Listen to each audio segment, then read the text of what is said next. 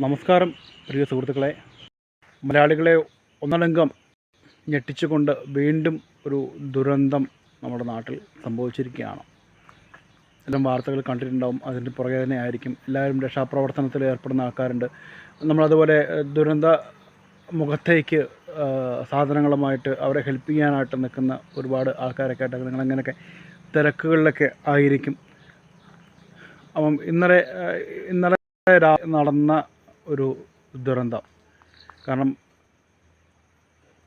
ഈ മേപ്പാടി ഭാഗത്ത് ചൂരന്മല ഏരിയയിൽ നടന്ന ഇതിൽ ആദ്യത്തെ ഒരു ഉരുൾപൊട്ടൽ എല്ലാവരും ഓടി രക്ഷാൻ ശ്രമിച്ച സമയത്ത് രണ്ടാമതും പൊട്ടിയപ്പോൾ സമയത്ത് ആദ്യം ഉരുൾ പൊട്ടിയതിനെക്കാട്ടിലും വേഗമായ രീതിയിലാണ് ഉരുൾ പൊട്ടിയത് കൊണ്ടാണ് അത്രയും വലിയ ഒരു ധാരണ രീതിയിലേക്ക് തന്നെ പോയത്.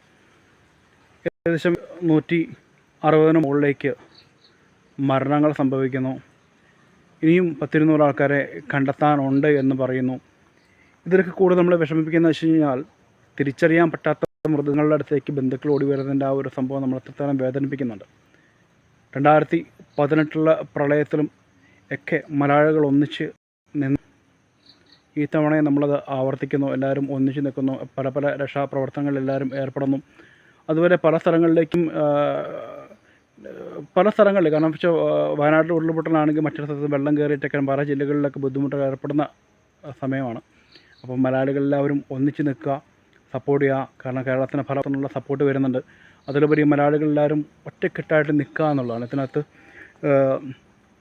എന്തെങ്കിലുമൊക്കെ നെഗറ്റീവ്സും ഉണ്ടെങ്കിൽ ആ നെഗറ്റീവ്സുകളൊക്കെ മാറ്റി വെക്കുക, രാഷ്ട്രീയങ്ങളൊക്കെ മാറ്റി വെക്കുക.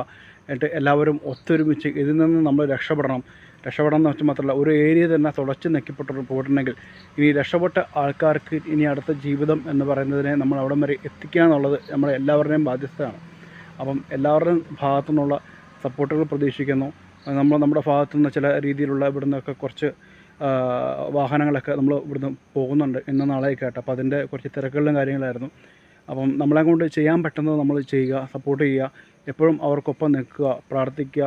കാരണം അതുപോലെ അനാവശ്യമായിട്ട് ആരും ആ വയനാട് ഏരിയയിലേക്ക് അനാവശ്യമായിട്ട് അത് കാണാൻ വേണ്ടിയിട്ട് എന്ന രീതിയിൽ ആരും പോകരുത്. റെസ്ക്യൂ ടീമും അതുപോലെ മിലിറ്ററിയും അങ്ങനെയുള്ള അവരെ ഹെൽപ്പ് ചെയ്യാൻ പറ്റുന്ന ആൾക്കാർ മാത്രം പോവുക. അതുപോലെ സാധനങ്ങൾ പോട്ടുന്ന വാഹനങ്ങളിൽ അത് കറക്റ്റ് രീതിയിൽ ഗവൺമെൻറ് പറയുന്ന റൂൾസ് അനുസരിച്ച് പോവുക. കളക്ടറും പോലീസുകാരൊക്കെ നിർദ്ദേശിക്കുന്ന രീതിയിൽ തന്നെ പോവുക. എല്ലാവരുടെ ഭാഗത്തുനിന്ന് സപ്പോർട്ട് ചെയ്യുക. അനാവശ്യമായിട്ട് ആരും വയനാട്ടിലേക്ക് പോകാണ്ടിരിക്കുക.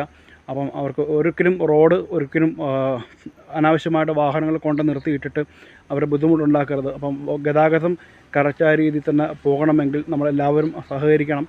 അപ്പം വയനാട്ടിന് സപ്പോർട്ട് ചെയ്യുക. അപ്പം എല്ലാവരും വയനാട്ടിലേക്ക് ഹെൽപ്പ് ചെയ്യാൻ പറ്റുന്നവരൊക്കെ നമ്മൾ സപ്പോർട്ട് ചെയ്യുക.